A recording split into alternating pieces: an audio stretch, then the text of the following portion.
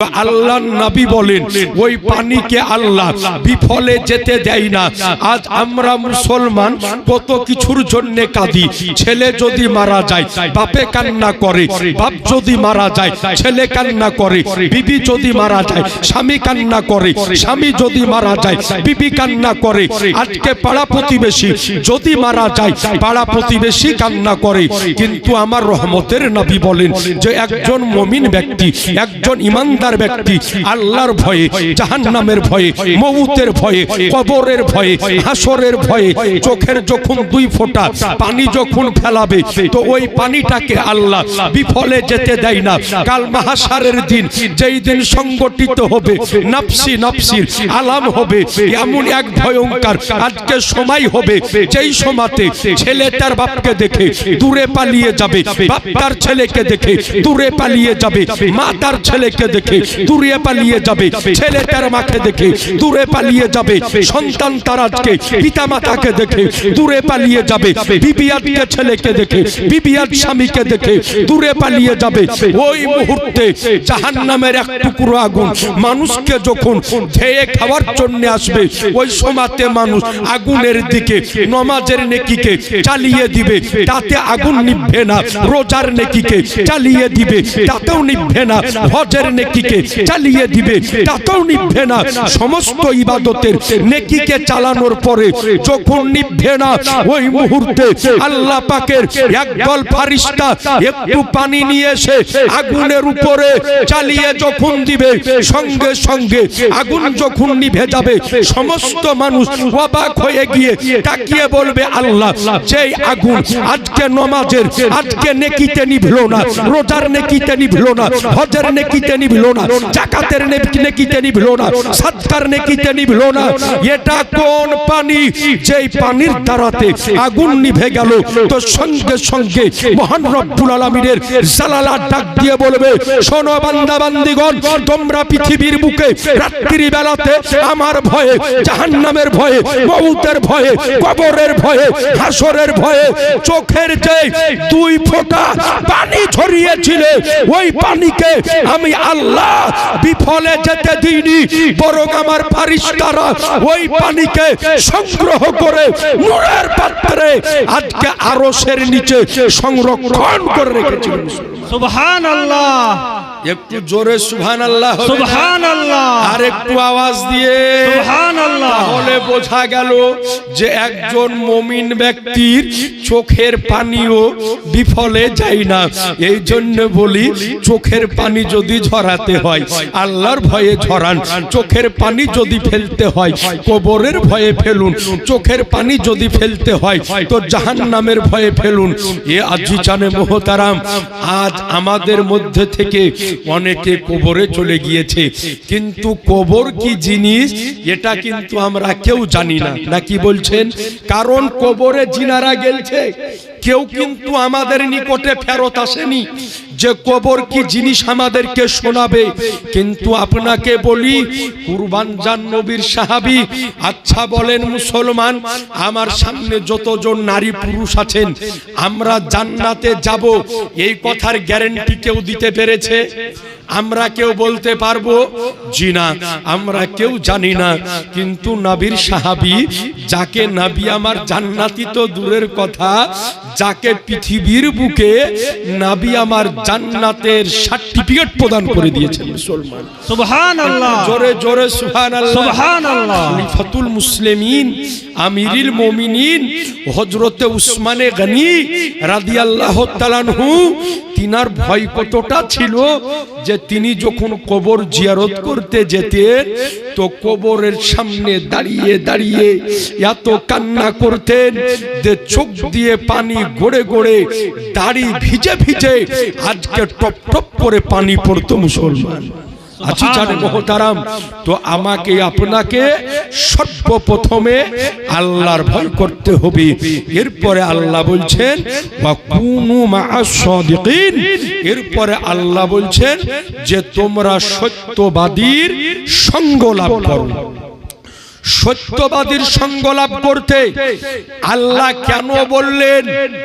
কারণ হলো এটাই যে একজন মানুষের জীবনে সব চাইতে বেশি যেই যার ইফেক্ট পড়ে তার হলো তার সঙ্গী, তার সাথী, তার বন্ধু।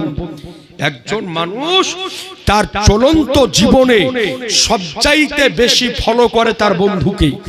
এই জন্য আল্লাহ বলেন যে তোমরা বন্ধু বানাও মুমিনদেরকে, তোমরা বন্ধু বানাও ভালো মানুষকে। আপনারা শুনেছেন যে ফেরাউন এমন একজন ব্যক্তি ছিল নিজেকে আল্লাহ দাবি করেছিল।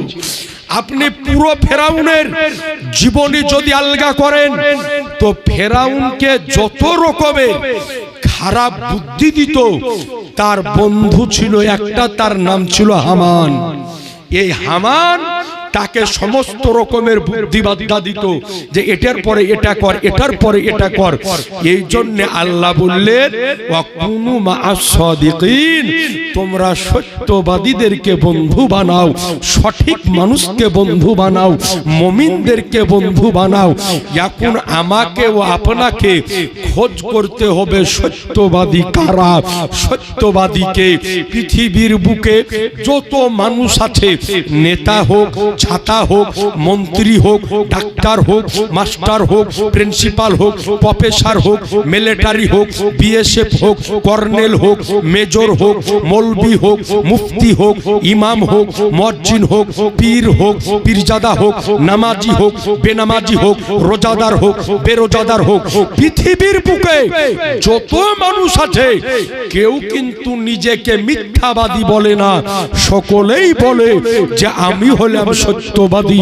এখন আমাকেও আপনাকে সন্ধান করতে হবে যে সত্যবাদী কারা, কাদের উপরে মহান রব্বুল আলামিন এনাম করেছেন, কাদেরকে আল্লাহ সত্যবাদী বলে প্রকাশ করেছে, কাদের উপরে আল্লাহ অনুগ্রহ করেছে, কাদের উপরে আল্লাহ দয়া করেছে।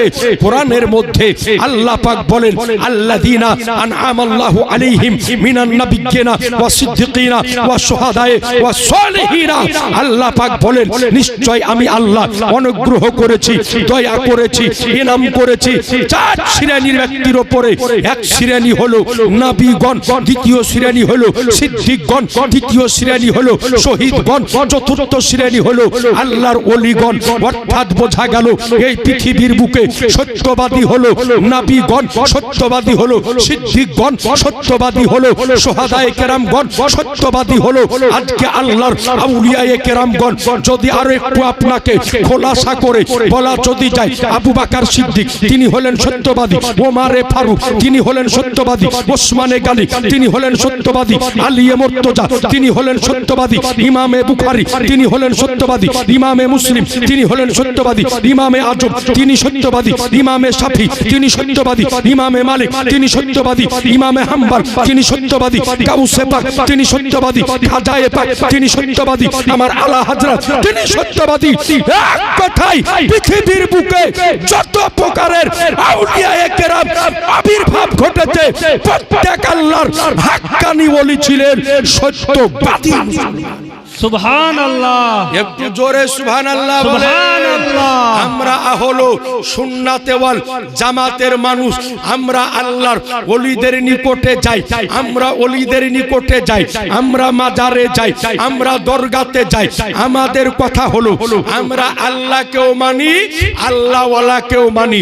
এই জন্য আজকে বাপ যদি ইন্তেকাল করে বাপের ওতিজা করি, মা যদি ইন্তেকাল করে মায়ের ওই সালে সব করি, ছেলে যদি ইন্তেকাল করে তার ওই সালে সব করি। আমরা গাউসে পাকেরও ওরস করি, খাজা পাকেরও ওরস করি, আল্লাহর আউলিয়ায়ে কেরামদের আমরা উরুস শরীফ আজকে উদযাপিত করি। তার কারণ হলো এটাই যে আমরা এটা সকলেই জানি যে আমাদের এই ভারতবর্ষের বুকে আজকে কালেমার প্রচারে, দ্বীনের প্রচারে, আজকে কালেমার দাওয়াত নিয়ে কোন নবী আসেননি, রাসূল আসেননি, আম্বিয়া আসেননি।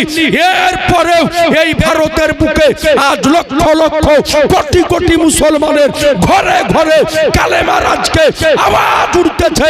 কারণ হলো এটাই যে আমাদের এই ভারতবর্ষের বুকে আজ থেকে 800 বছর পূর্বে আমার আনিসে বেকাসা সেজদে কাউনমাকা বেচারুকে চারা বেশাহরুকে সাহারা ইয়াতিমকে বলি হাম গরিবকে হামি আমার রাসূলুল্লাহর ইশারাতে খোরাসানের আজকে থেকে মদিনা শরীফ গিয়েছিলেন। মদিনা থেকে নবীর ইশারাতে আমার খাজায়ে খাজেগান রাজা হিন্দুস্তান সুলতানুল হিন্দ মাইনুল হক উদ্দিন খাজা মাইনুদ্দিন চিশতি আসার পরে ভারতের বুকের মানুষের ঘরে ঘরে কালেমার আলো জ্বলে দিয়েছে। নারায়ে তাকবীর, নারায়ে তাকবীর, নারায়ে রিসালাত, নারায়ে রিসালাত। হযরত আল্লাহ মাওলানা মুফতি মোহাম্মদ আবুল কালাম আজাদ সাহেব জিন্দাবাদ। এ আজিজানে মুহতারাম বিরাদারানে ইসলাম, সুতরাং আজ আমরা কালেমা পেয়েছি তো ওলিদের ওসিলাতে পেয়েছি, কিন্তু আজ আমরা আল্লাহর ওলিদের মাজার শরীফে যাই, ওলিদের সাথে সম্পর্ক বানাই। এই কারণে আজ এক শ্রেণীর মানুষ আমাদেরকে গালিগালাজ করে। আল্লাহর ওলিদের সঙ্গ লাভ করলে কি হয়, একটা ঘটনা বলে একটু আপনাকে সামনে নিয়ে যাব। এই পৃথিবীর বুকে যতজন আল্লাহর ওলি এসেছিলেন এর মধ্যে একজন আল্লাহর ওলি যার নাম হলো হযরত শিররি শক্তি রহমাতুল্লাহ আলাইহি। বিরাট বড় আল্লাহর ওলি ছিলেন। তিনি একদিন কয়েকটা মুরিদকে সঙ্গে করে নিয়ে রাস্তার ধার দিয়ে চলে যেতেছেন, তো তাকিয়ে দেখতেছেন একজন মদখোর মাতাল শরাব পান করে মদ পান করে রাস্তার পাশে পড়ে রয়েছে। মদ পান করেছে, মাতাল তো হয়েছে, শরাব তো খেয়েছে, কিন্তু মুখ দিয়ে আল্লাহ আল্লাহর জিকির জারি রয়েছে। সুবহানাল্লাহ। মুখ দিয়ে আল্লাহ আল্লাহর জিকির জারি। তো হুজুর শিররি শক্তি রহমাতুল্লাহ আলাইহি তাকিয়ে দেখলেন যে আল্লাহ তোমার কেমন বান্দা, আজকে শরাব খেয়েছে, মদপান করেছে, মুখটাও নাপাক, কিন্তু তোমার জিকির করতেছে। তো তিনি পাশের বাড়ি থেকে এক লোটা পানি এনে ওই ব্যক্তির মুখটাকে ধৌত করে দিলেন। জোরে বলতে হবে সুবহানাল্লাহ। সুবহানাল্লাহ। মুখকে যেমন ধৌত করে দিলেন, ধৌত করে দেওয়ার পরে হুজুর শিররি শক্তি রহমাতুল্লাহ আলাইহি বাড়িতে চলে গেলেন। রাত্রি বেলাতে তিনার ঘুম ভাঙলো। উঠে যাওয়ার পরে ওযু বানালেন। ওযু বানিয়ে মসজিদে তাহাজ্জুদের নামাজ পড়ার জন্য যেতেছেন। তো তাকিয়ে দেখতেছেন যে প্রতিদিন আমি একাই তাহাজ্জুদের নামাজ মসজিদের ভিতরে পড়ি, কিন্তু আজকে আমার পূর্বে থেকে একজন ব্যক্তি প্রবেশ করে বসে রয়েছে। সুবহানাল্লাহ। তিনি অবাক, জিজ্ঞাসা করছেন বাবা তুমি কে? আমি প্রতিদিন একাই নামাজ পড়ি, আজকে তুমি কে এসেছো? তো বলে হুজুর আমাকে চিনতে পারছেন না, রাস্তার ধারে মদ পান করে শরাব পান করে উল্টে পড়েছিলাম, আপনি যখন আপনার হস্ত দ্বারাতে আমার চেহারাকে ধুইয়ে দিয়েছেন, কসম খোদার আপনার হাতের ওসিলাতে আল্লাহ পাক আমার অন্তরকে ধুইয়ে দিয়েছেন। সুবহানাল্লাহ। বলে হুজুর আপনি যখন হাত দিয়ে আমার চেহারাকে ধুইয়ে দিয়েছেন, তো আপনার হাতের ওসিলাতে আল্লাহ পাক আমার অন্তরকে ধুইয়ে দিয়েছেন। তোবা করে নিলাম, আজ থেকে শরাব পান করব না, আজ থেকে মদ পান করব না। সঙ্গে সঙ্গে হুজুর শিররি শক্তি রহমাতুল্লাহ আলাইহির হাতে হাত দিয়ে বায়াত হলেন। কিতাব সাক্ষী দেয় যে শেষ পর্যন্ত ওই ব্যক্তি আল্লাহর ওলি হিসাবে বিবেচিত হয়েছিল। সুবহানাল্লাহ। আল্লাহর ওলিদের সাথে আমরা সম্পর্ক বানাই, এই জন্য ওলিদের নিকটে আমরা যাই, এই জন্য পীরের কাছে আমরা যাই। এ আজিজানে মুহতারাম বিরাদারানে ইসলাম, কিন্তু আজ আমরা ওলিদের নিকটে যাই, পীরের নিকটে যাই, এই কারণে অনেকেই আমাদেরকে গালি দেয়। অথচ আপনি খবর নিয়ে দেখেন তার পূর্বপুরুষেরা কালেমা কিন্তু পড়েছে ওলিদের হাত থেকেই। বলেন সুবহানাল্লাহ। সুবহানাল্লাহ। ওলিদের হাত থেকে তারা কালেমা পড়েছে। কিন্তু আজ বর্তমান সময় অন্যান্য সুন্নি জামাত ছাড়া যত দল বেরিয়েছে এরা আজ কটূক্তি করে বলিদেরকে নিয়ে। আপনি খবর জানেন, আজ গোটা ভারত তো ভারত, আজ গোটা পৃথিবী তোলপাড় হচ্ছে একটা বিষয়কে নিয়ে, যে আমাদের কোরআনকে নিয়ে একজন ব্যক্তি কটূক্তি করেছে, আপনারা শুনেছেন। কিন্তু আপনি যদি এর গোড়াতে হাত দেন, যে আজ অমুসলিম, আজ হিন্দু খ্রিস্টানদেরকে মুসলমানদের বিরুদ্ধে বলার বেশি সুযোগ যারা করে দিচ্ছে তারা অন্য কেউ নাই, তারা সকলে হলো ওহাবি এবং আহলে হাদিস। আপনাকে তার প্রমাণ আমি দিয়ে দিচ্ছি, শুনে নেন, যে তারাই, তাদের কারণে আজ বিধর্মীরা আমাদের উপরে আঙ্গুল উঠাচ্ছে। আমাদের পার্শ্ববর্তী একটা দেশ আছে, নাম হলো তার বাংলাদেশ। এই বাংলাদেশে ওহাবিদের একটা বড় মৌলবী আছে, নাম হলো তার আব্দুর রাজ্জাক বিন ইউসুফ। অনেকে তার চেহারা দেখেছেন মোবাইল সোশ্যাল মিডিয়াতে। তো কোন এক স্টেজে ওকে জিজ্ঞাসা করেছে যে হুজুর, হিন্দুদের টাকা দিয়ে মসজিদ বানানো যাবে কি যাবে না? অনেকে জিজ্ঞাসা করে যে অনেক অমুসলিম ভাইরা মসজিদে টাকা দান করে, যে ভাই অমুসলিমদের টাকাতে মসজিদ বানানো যাবে কি যাবে না? তো যদি তোমার জানা না থাকে তো বলিও না। তখন চট করে বলছে, আরে অমুসলিমদের টাকাতে মসজিদ বানানো যাবে কি যাবে না? তোমাদের কাবা ঘরই তো বানানো আছে হিন্দুদের টাকা দিয়ে। নাউজুবিল্লাহ বলেন, বলেন মুসলমান, কাবা শরীফ হিন্দুদের টাকাতে বানানো আছে? জোরে বলেন না। আজকে ও বাংলাদেশ থেকে বলে দিল যে কাবা শরীফই বানানো আছে হিন্দুদের টাকা দিয়ে। তখন ওই ভিডিওটা অমুসলিমরা কাট করার পরে সোশ্যাল মিডিয়াতে ছেড়ে দিল যে দেখো, মুসলমানদের সবচাইতে পবিত্র স্থান কাবা শরীফ, সেই কাবা শরীফ বানানো আছে আমাদেরই টাকা দিয়ে। এটা কে বলেছে?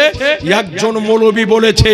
এখন অমুসলিম যারা উতুয়ার দেওবন্দ ওহাবি তবলিগ ফারাজি বুঝে না, ও একটাই বুঝে টুপি দাড়িওয়ালা মানে মুসলমান।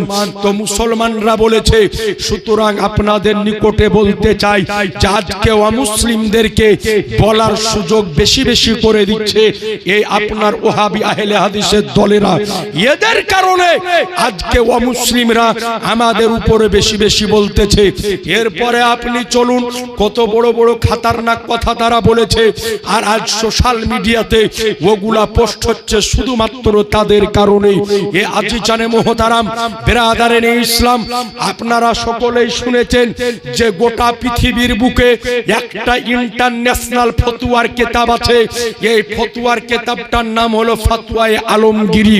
যেই কিতাবটি আজকে মোগল শাসকদের মধ্যে শ্রেষ্ঠ শাসক জিনাকে বলা হয় জিন্দা পীর হযরত ঔরঙ্গজেব রহমাতুল্লাহ আলাইহির তত্ত্বাবধানে তৎকালীন যুগে 500 থেকে 600 জন মুফতির তত্ত্বাবধানে কিতাবটি সংকলন করা হয়েছিল।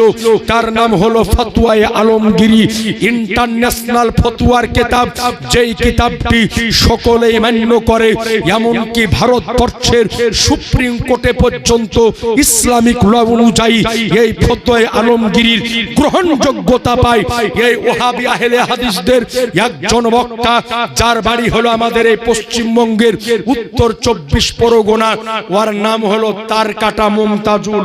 আপনারা অনেকেই দেখেছেন, ওর কথা শুনে এরকম মনে হয় যে গোটা পৃথিবীর মধ্যে যদি 13% লোক পাগল থাকে, তার মধ্যে 12% ও একলাই।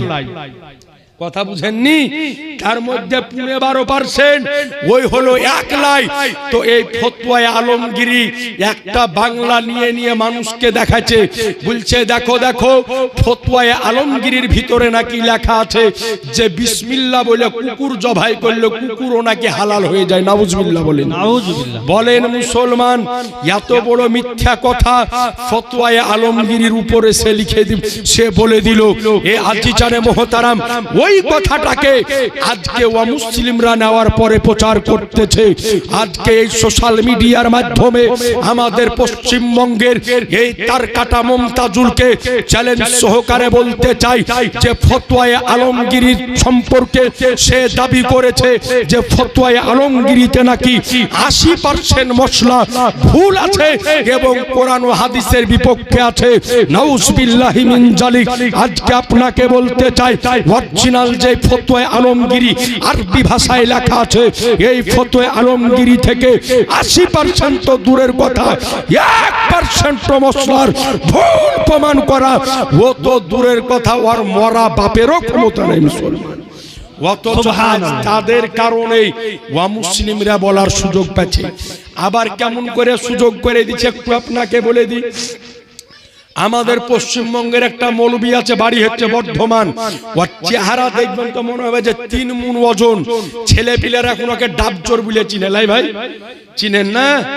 ওর নাম আমি বলছি না, নাম বলতে ঘৃণা লাগে। বুঝতে পেরেছেন না পারেননি? বুঝা গেছে, বুঝে নিয়েছে অনেকেই। তোর বাড়ি হলো বর্ধমান। তো আমরা আমাদের এই ভারতবর্ষ একটা আপনার ধর্মনিরপেক্ষ দেশ। হিন্দুর বাড়িতে মুসলিম কাজ করে, মুসলিমের বাড়িতে হিন্দু কাজ করে, নাকি বলছেন? অনেকেই কাজ করে। তো এই ডাবচোর, এই পেট মোটা পোল্ট্রি মুরগি, ওর বাড়ি হলো বর্ধমান।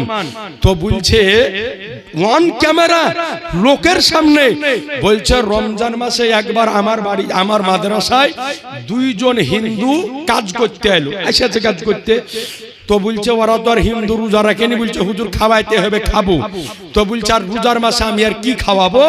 তো গাছে 2টা বাগুন ছিল, পারলাম, কটা আলু ফেলে দিয়ে ঝোল করলাম, আর রাতকার গরুর গোশত ছিল, ঝোল মিশিয়ে দিয়ে 2টা হিন্দুকে খাইয়ে দিলাম। তখন ওই ভিডিওটাকে নিয়ে মুসলিমরা প্রচার করছে যে দেখো একজন হিন্দু ভাই একজন মুসলিমের বাড়িতে কাজ করতে গিয়ে আজকে সুরক্ষিত নাই, তাকে গোমাংস খাইয়ে দেয়। ওর ধর্মে ওটা খাওয়া চলে না, ও খাবে না, নাকি বলছেন? আমার ধর্মে চলে, আমি খাবো। এখন যদি কোনো আমাদের ধর্মে শুয়োরের গোশত খাওয়া যায় না, নাকি বলছেন? শুয়োরের গোশত খাওয়া হারাম। যদি কোনো মুসলমান ভাই কোনো হিন্দু ভাইয়ের বাড়িতে কাজে যদি যায় আর ওই হিন্দু ব্যক্তি যদি তাকে শুয়োরের গোশতের চর্বি যদি খাইয়ে দেয় আর পরকারে লোকের সামনে যদি বলে, তো মুসলমানের মনে আঘাত পাবে না? অবশ্যই পাবে। তো যেমন আমাদের জন্য শুয়োরের গোশত খাওয়া চলে না, হারাম, তো তার ধর্মে এটা বারণ আছে, ও খাবে না, আমি খাবো। ওর ধর্মে যেটা আছে ও খাবে। কিন্তু আজ এই অমুসলিমদেরকে বেশি বেশি করে বলার সুযোগ তারাই করে দিচ্ছে। তাদের কারণে আজকে মুসলিমরা বলে বেড়াচ্ছে যে মুসলমানদের চরিত্র হয় এরকম, মুসলমানদের চরিত্র হয় এরকম। আমাদের মুর্শিদাবাদে একটা থানা আছে, নাম হচ্ছে জলঙ্গি। নাম শুনেননি? জলঙ্গি থানা। এই জলঙ্গি থানাতে একটা নতুন মৌলবি উঠেছে ওহাবিদের।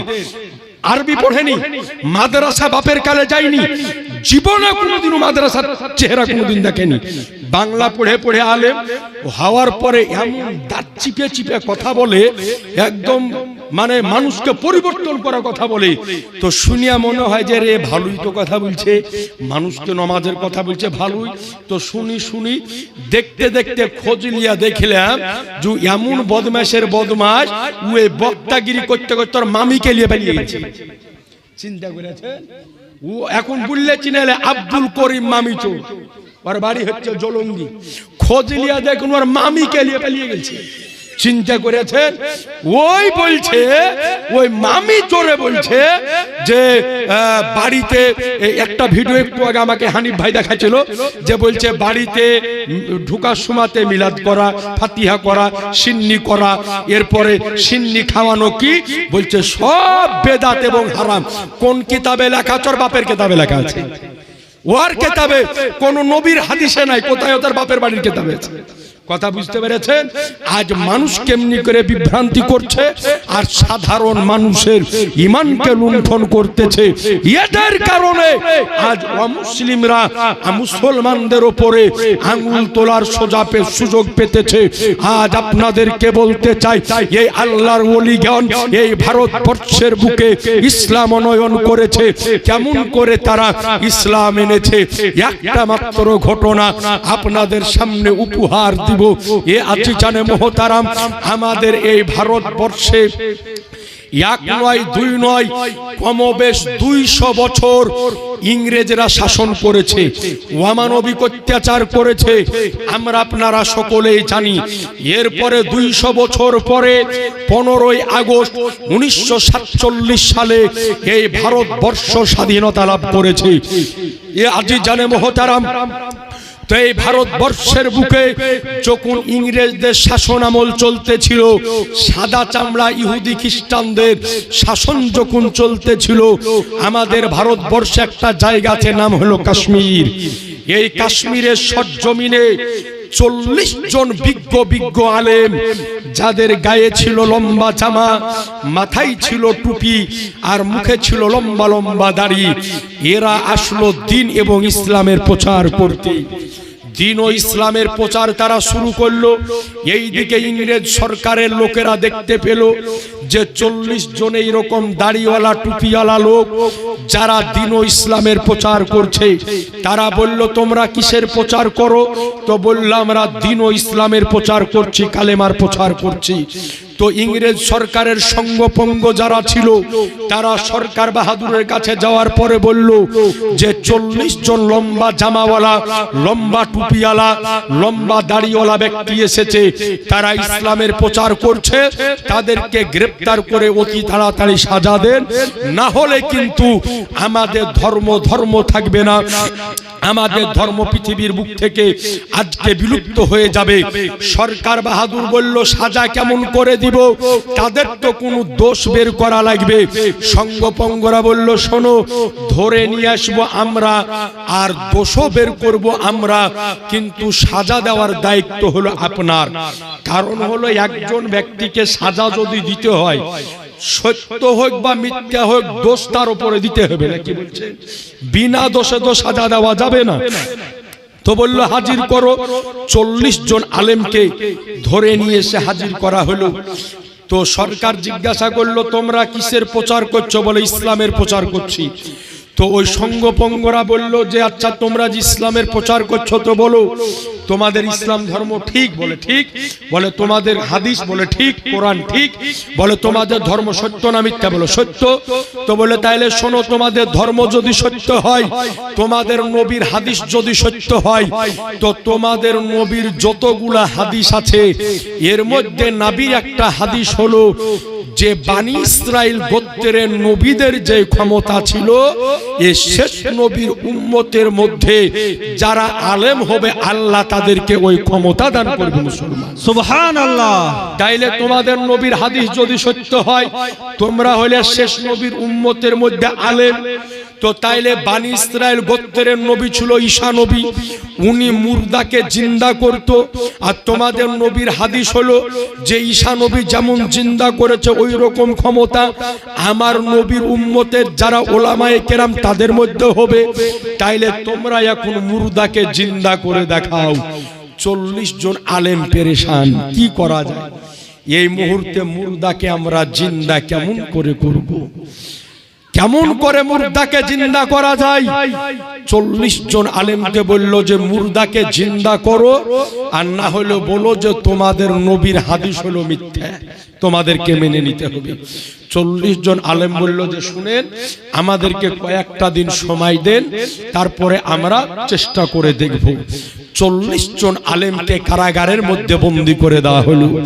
40 জন আলেম কারাগারের মধ্যে বন্দী অবস্থায় আছে। রাত যায় দিন আসে, দিন যায় রাত আসে। 40 জন আলেমের রাত্রের ঘুম হারাম হয়ে গিয়েছে, দিনের আরাম হারাম হয়ে গিয়েছে।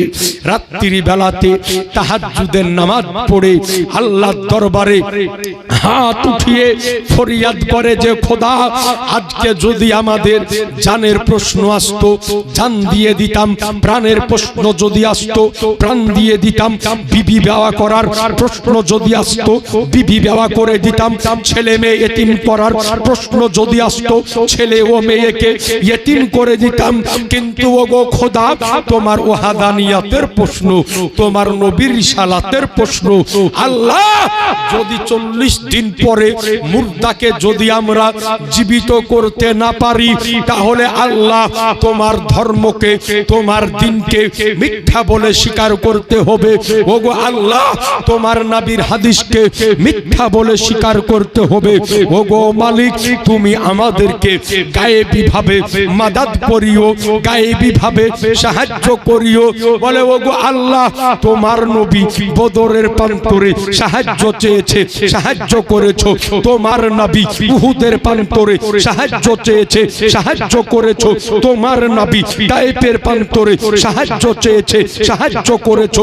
তোমার নবী মক্কার জমিনে আজকে সাহায্য চেয়েছে, সাহায্য করেছো। তোমার নবী মদিনার বুকে সাহায্য চেয়েছে, সাহায্য করেছো। তো খোদা আজকে আমরা ওই ভারতের কাশ্মীরের বুক থেকে তোমার নিকটে সাহায্য চাইলাম, তুমি আমাদেরকে 40 দিন পরে গায়েবী ভাবে মাদাদ করিও। সুবহানাল্লাহ, একটু জোরে বলেন সুবহানাল্লাহ। সুবহানাল্লাহ। বললেন খোদা আমাদেরকে তুমি সাহায্য করিও। 40 জন আলেম নির্জন রাত্রি কালে আজকে তাহাজ্জুদের নামাজ পড়ে আমার নবীর রওজার দিকে মুখ করে আজকে দোয়া চাইতেছে, ইয়া রাসূলুল্লাহ, ইয়া হাবিবাল্লাহ, আজকে 40 দিন হয়ে যাবে। ইয়া রাসূলুল্লাহ আমাদেরকে আগামীকাল সকাল বেলাতে সরকারের সামনে উপস্থিত হতে হবে, মুর্দাকে জীবিত করে দেখাতে হবে। ইয়া রাসূলুল্লাহ উনজুরু হালানা, ইয়া রাসূলুল্লাহ ইসমা কওয়ালানি হাবিবাল্লাহ, ইয়া রাসূলুল্লাহ তুমি আমাদেরকে সাহায্য করিও, ইয়া রাসূলুল্লাহ তুমি আমাদেরকে মাদাদ করিও। বলেন মুসলমান, নবীর কোন আশিক, নবীর কোন দিওয়ানা, নবীর কোন পাগল, নবীর কোন মাস্তানা পৃথিবীর কোন প্রান্তর থেকে যদি নবী মুস্তাফার সাহায্য যদি চাই, মাদাদ যদি চাই, তো নবী আমার সাহায্য করতে পারেন না? পারেন না? একটু জোরে বলেন না। পারে। নবী আমার পারেন। উঠান আজকে তাফসীরে রুহুল বায়ানের মধ্যে আল্লামা ইসমাইল হাক্কি রাহমাতুল্লাহ আলাইহি তিনি বর্ণনা করেন যে হুজুর সুফিয়ান সাউরি রাদিয়াল্লাহু তাআলা আনহু তিনি বলেন যে আমি একবার মক্কা শরীফ গিয়েছিলাম হজ করতে। তো যখন আমি কাবা শরীফ তওয়াফ করছি, কাবা যখন ঘুরছি, ওই সময়তে দেখতেছি যে একজন যুবক ছেলে কদমে কদমে তওয়াফ করতেছে আর নবীর উপরে দরুদ ও সালাম পড়তেছে। সুবহানাল্লাহ। বলে কদমে কদমে দরুদ ও সালাম পড়তেছে। তো হুজুর সুফিয়ান সাউরি রাহমাতুল্লাহ আলাইহি ওই ব্যক্তির হাত ধরে নিয়েছে, ধরার পরে বলে বেটা এটা হচ্ছে তওয়াফ করার জায়গা, এখানে পড়ার জন্য অনেক দোয়া আছে নাকি হাজী সাহেব, অনেক দোয়া আছে। তো এই দোয়া গেলা তুমি পড়ো, তুমি শুধু দরুদ কেন পড়তেছো, সালাম কেন পড়তেছো? বলে হুজুর শোনেন, একদিন নির্জন রাত্রি কালে আমার বাপকে সঙ্গে করে নিয়ে ইরাকের জঙ্গল দিয়ে আমি হজের উদ্দেশ্যে আসতেছিলাম, পায়ে হেঁটে ইহীন অবস্থায় নির্জন রাত্রি কাল ছিল। আর হঠাৎ ওই রাত্রি বেলাতে গভীর জঙ্গলে আমার বাপের ইন্তেকাল হয়ে গেল। আমি চিন্তা করলাম খোদা আমার বাপের ইন্তেকাল হয়ে গেল, আমার বাপের মৌত হয়ে গেল। কত আশা ছিল বাপ এবং বেটা একসাথে যাব, মদিনাতে গিয়ে নবীর রওজাতে সালাম পেশ করব, একসাথে গিয়ে কাবা শরীফ আজকে তওয়াফ করব, একসাথে গিয়ে সাফা মারওয়া সাই করব। কিন্তু ওইটা আমার কপালে জুটলো না, বাপের ইন্তেকাল হয়ে গেল। একটু পরে তাকিয়ে দেখলাম তো আমার বাপের চেহারা কালো কুৎসিত হয়ে গিয়েছে। এক তো রাত্রি বেলা, দুই গভীর জঙ্গল, তিন বাপের চেহারা কালো কুৎসিত হয়ে গেল। এখন সাহায্য কে করবে, মাদাদ কে করবে? বলে আমি আমার বাপের চেহারাটাকে একটা কাপড় দিয়ে ঢেকে দিলাম।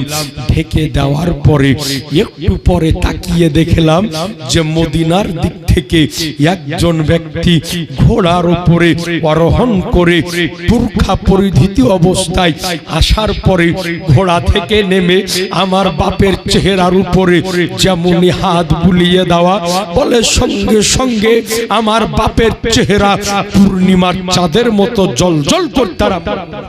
সুবহানাল্লাহ। বলে আমি চিন্তা করলাম এই গভীর রাত্রিতে আমার বাপের এই বিপদের সময়, আমার এই বিপদের সময় কে আমাকে সাহায্য করলো? বলে যেমনই আমি হাত ধরে নিলাম, বলে চেহারা থেকে যেমনই কাপড় হটিয়েছে, তো আমি তাকিয়ে দেখতেছি যে আমার শাহানশাহে জিবাকার, মাদিনাকে তাজদার, আহমদে মুখতার, নবিয়োকে সর্দার, দোনো জাহানের মালিক ও মুখতার আমার রাসূলুল্লাহ সাহায্য করার উদ্দেশ্যে রওজা থেকে আমার নিকটে আজকে নির্জন রাত্রিকালে হাজির হয়ে গিয়েছেন। সুবহানাল্লাহ। একটু জোরে হবে না সুবহানাল্লাহ। এ আছি চানে মোহতারাম। তাহলে বোঝা গেল যে আজকে নবী মুস্তাফা যে কোনো স্থানে নিজের আশিকের জন্য সাহায্য করার উদ্দেশ্যে হাজির হতে পারে। ওই ব্যক্তি হাত ধরে বলে, ইয়া রাসূলুল্লাহ, আমার এই বিপদের সময়তে আপনি এসেছেন, আমার এই বিপদের সময়তে আপনি হাজির হয়েছেন। তো নবী আমার বলেন, শোনো, তোমার বাপ প্রতিদিন যখন এশার নামাজ পড়ে বিছানায় যখন ঘুমাতে যেত, তো ওই অবস্থাতে ওযু বানিয়ে বিছানাতে শুয়ে শুয়ে আমার উপরে 1000 বার করে দরুদ ও সালাম পড়তো। সুবহানাল্লাহ। বলে শোনো, যেই ব্যক্তি আমার উপরে দরুদ ও সালাম পড়ে, আমি রাসূলুল্লাহ দুনিয়ার বুকেও তার মাদাদগার হয়ে যায়, আখিরাতেও তার মাদাদগার হয়ে যায়। এই জন্য আজকে বেশি বেশি করে নবীর উপরে দরুদ পড়ুন, চলতে চলতে নবীর উপরে দরুদ পড়ুন, বসে বসে নবীর উপরে দরুদ পড়ুন, শুয়ে শুয়ে নবীর উপরে দরুদ পড়ুন, কাজ করতে করতে নবীর উপরে দরুদ পড়ুন। নবীর উপরে দরুদ বেশি পড়লে বাড়ি থেকে আজকে বালা দূর হয়ে যায়। নবীর উপরে দরুদ শরীফ তেল পড়লে আজকে বাড়ি থেকে আজকে বালা মুসিবত দূরভূত হয়ে যায়। নবীর উপরে দরুদ পড়লে বাড়ি থেকে অসুখ দূর হয়ে যায়। নবীর উপরে দরুদ পড়লে রিজিক বৃদ্ধি হয়। নবীর উপরে দরুদ পড়লে ব্যবসা বাণিজ্যে আজকে বরকত হয়। নবীর উপরে দরুদ পড়লে হায়াত বৃদ্ধি হয়। নবীর উপরে দরুদ পড়লে স্বামী স্ত্রীর সম্পর্ক আরো ভালো হয়ে যায়। নবীর উপরে দরুদ যদি পড়া যায় তো নবী মুস্তাফা দুনিয়াতে মাদাদগার, আখিরাতে মাদাদগার হয়ে যায়। সুবহানাল্লাহ। এই জন্য যত বেশি পারবেন নবীর উপরে দরুদ পড়বেন। বলেন ইনশাআল্লাহ।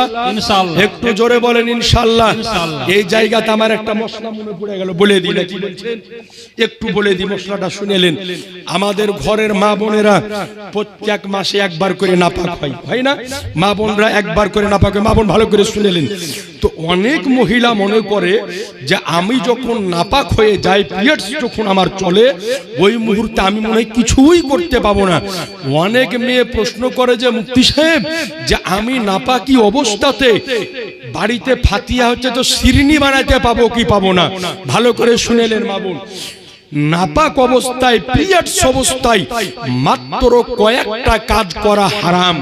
নামাজ পড়া যাবে না, রোজা রাখা যাবে না, কাবা তওয়াফ করা যাবে না, কোরআন তেলাওয়াত করা যাবে না, কোরআন ছোঁয়া যাবে না, এরপরে স্বামীর সাথে সহবাস করা যাবে না। ইহা ব্যতিরিকে অন্যান্য যত কাজ আছে আপনি করতে পাবেন।